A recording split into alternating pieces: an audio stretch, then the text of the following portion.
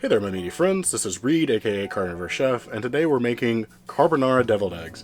I went to a Christmas party recently, and I was supposed to bring a dish, and I was going to bring dip or just something like that, and I was just sitting there, and I was like, what's a good side dish? Like deviled eggs, and then what's something interesting I could do with deviled eggs? And I came up with carbonara. I was just trying to think of what yolks and blah could do together, and this is just what popped up. That night, they turned out really good. I made them again.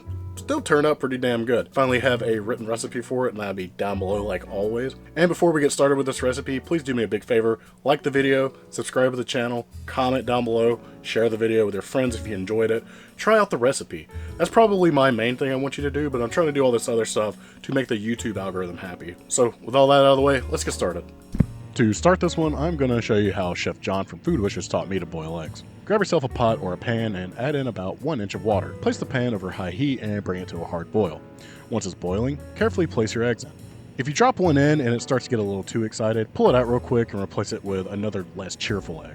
You can cover this with a lid if you have one, but I don't, so I just used another pan. You want to steam this for about 12 minutes. Let's set up an ice bath for their after sauna session. This is what's called shocking the eggs, and it lets them know that they're about to be eaten without actually having to say it. Now that we have existential eggs, we need to get some bacon, preferably pancetta, and cut it into lardon.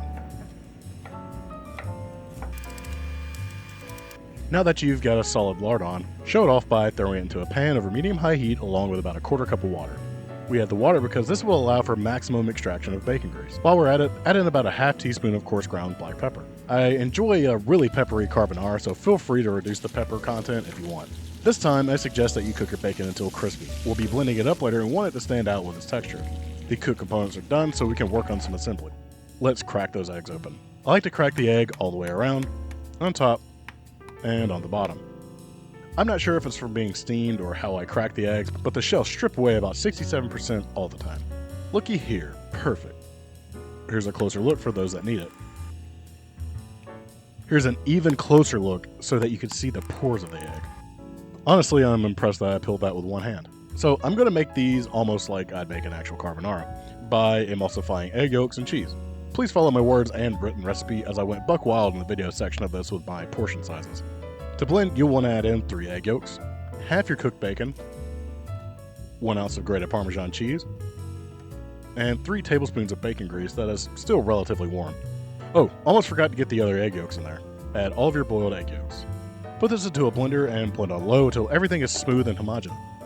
In the recipe below, I'll be sure to give you measurements for a 12-pack of eggs. After it's blended, taste for salt and pepper and adjust as you see fit. Mine was perfect. Scoop this out into a piping bag or a Ziploc bag that badly wants to be a piping bag when it grows up. Cut the tip off and pipe in your mixture. You can go pretty tall with these because there's plenty of extras in the yolk mixture.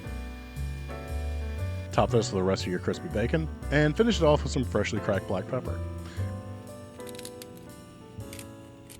And there it is, carbonara in side dish form. You could definitely cream this out with some cream cheese if you want, and if you find yourself with way too thick of an egg mixture, add a little splash of heavy cream because that goes a long way. Hope you enjoyed this one, and see y'all next time.